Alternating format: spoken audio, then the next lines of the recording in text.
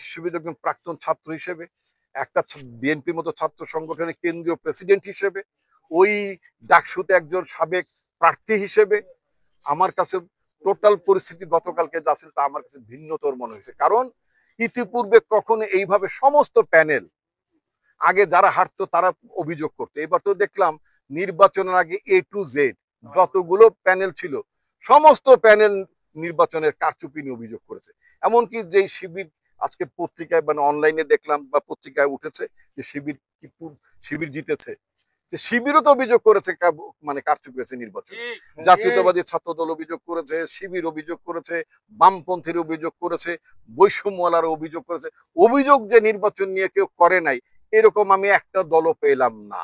সুতরাং যেই নির্বাচন এতভাবে কালিমা লিপ্ত অথবা এতভাবে অভিযুক্ত, যে নির্বাচন এতভাবে কাঠগড়ায় দাঁড়ানো, এই ডাকসু নির্বাচনটা টোটালটাই সবাই মিলে এই নির্বাচনটাকে কাঠগড়ায় দাঁড় করিয়ে দিয়েছে।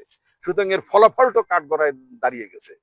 এখন আমি তো মূল রাজনীতি করি, মানে মূল দল করি, আমি তো ছাত্র রাজনীতি করি না।